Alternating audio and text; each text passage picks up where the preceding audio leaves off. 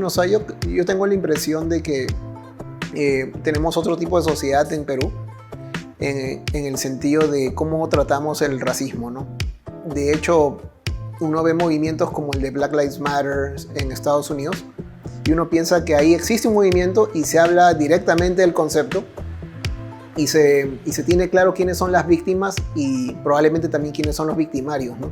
De alguna manera. En cambio aquí yo creo que hablamos del racismo, pero hablamos de un racismo ya casi teórico, ¿no? Y no de una manera estructural.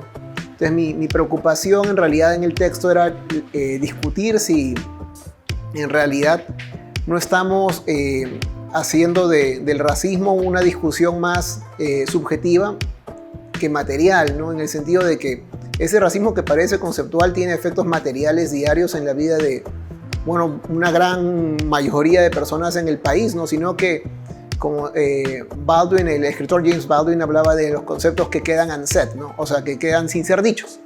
Y yo creo que en Estados Unidos tú tienes un movimiento y se dice y se habla abiertamente de cuáles son los efectos estructurales del racismo, ¿no?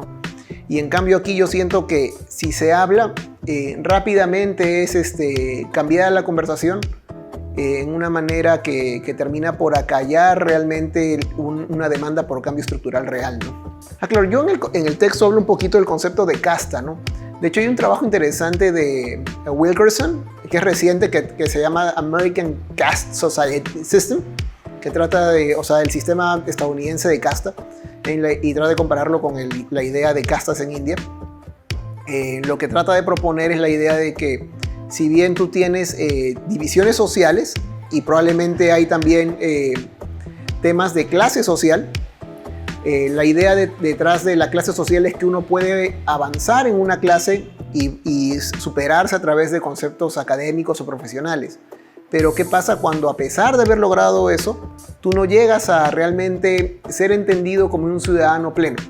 Entonces la idea de ella es que quizás eso tiene que ver con un concepto que ya no es un tema de clase, sino un tema de casta, ¿no? La idea de que hay características respecto de ti que están basadas en prejuicios de otro grupo social que tiene hacia ti, y que eso te impide a ti avanzar por más avance académico, profesional o incluso capital social que tú puedas tener, ¿no? Y normalmente ese impedimento para avanzar tiene que ver, ni siquiera no hablemos de raza, ¿no? Sino hablemos de color de piel, ¿no? Que en realidad creo que es lo que en realidad determina ese tipo de impedimento invisible, ¿no? Para el ascenso social. Yo creo que la gente no percibe que en realidad estos términos, aunque puedan parecer coloquiales y hasta incluso jocosamente aceptados, terminan por causar realmente una herida en las personas que tienen que escucharlos respecto de sí, ¿no?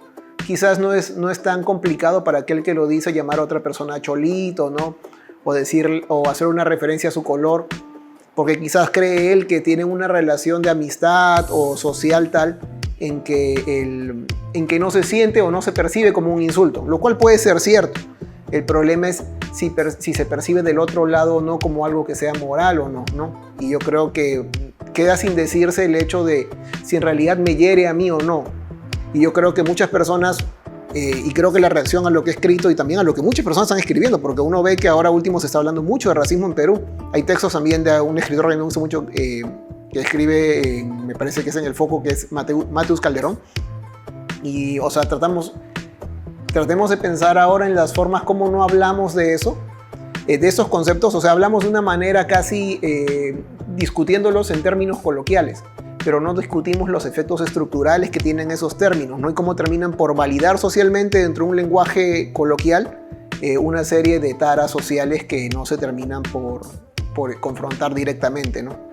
Vivimos en una sociedad en que, aunque no se note mucho, la gente a veces te pregunta de qué colegio viniste, ¿no? Ojo que ya la pregunta ni siquiera es de qué universidad viniste, ¿no? Que debería ser lo que determine tu avance social en términos académicos o profesionales, sino el colegio, ¿no? Entonces lo que se está implicando ahí no tiene que ver necesariamente con las capacidades académicas o intelectuales de esa persona, sino que se está hablando en términos más bien de cuál es el capital social que nos trae esa persona. No sé si me dejo entender. En el hecho de, tú puedes haber salido como el primer puesto de una promoción de una universidad como San Marcos o como la Católica, pero eso queda de alguna manera supeditado al hecho de que tú hayas estudiado en tal o cual colegio. Porque si bien tienes un capital académico, esa persona te hace esa pregunta implicando que necesitas saber si tienes ese capital social, que implica una serie de redes de contactos, conexiones, ¿no? Y la pertenencia a un círculo social al que probablemente la persona que hace la pregunta sí pertenece, ¿no? En otras palabras, yo he tenido la dicha de poder estudiar en un colegio que es La Recoleta, y a raíz de eso, yo creo que esa pregunta para mí no ha sido tan afectante, no me ha tenido un efecto tan negativo, ¿no? Pero sé que la pregunta existe, ¿no? ¿Y qué pasa con aquellos que no tienen acceso a estas instituciones educativas, ¿no? Es que eso es, hoy día justo escuchaba una canción de Tupac, Tupac el rapero, ¿no? Tupac Amaru Shakur. Y él decía en esta canción, we ain't seen a black president, ¿no? O sea, no, pero él ya está hablando de un presidente afroamericano. Estamos hablando de canciones de los 80, 90. Y desde antes ya se hablaba del concepto de presidentes afroamericanos. ¿Cuándo ha sido la primera vez? ¿Ha existido alguna vez en que se ha discutido en la esfera pública en Perú si podremos tener un presidente afroperuano? O sea, no sé, a mí me dejó pensando esa canción hoy día porque decía, claro, o sea, aquí estamos tan lejos que ni siquiera discutimos el concepto, ¿no? Allá en Estados Unidos ya están vienen discutiendo la necesidad de tener una presidenta mujer, ¿no? Yo puedo ser una persona de color, ¿no? Ya sea, me refiero a una persona que no es blanca, ¿no? Y no me refiero a un tema de tez, ¿no? Entonces, pareciera que para un sector, una persona de color puede avanzar socialmente, pero hasta llegar a un punto en que no debería avanzar hacia ciertas posiciones, ¿no? ¿Por qué? Porque un grupo que, como tú dices, podría sentir que es parte de una élite, siente que esa persona que no siente que lo represente en términos, digamos, de tez, no se siente representado por ellos y reaccionan a eso, ¿no? Cuando en realidad no perciben que en realidad esa persona más bien se nota de una manera más representativa que nosotros, ¿no? Y yo no creo que tenga que ver solo un tema de color de piel, sino también un tema de clase social. O sea, ¿y a qué voy? En las elecciones tuvimos al FREPAP, ¿no? Yo he escrito una columna y una entrevista también con El Comercio para explicar las razones por las cuales yo creo que entró, ¿no?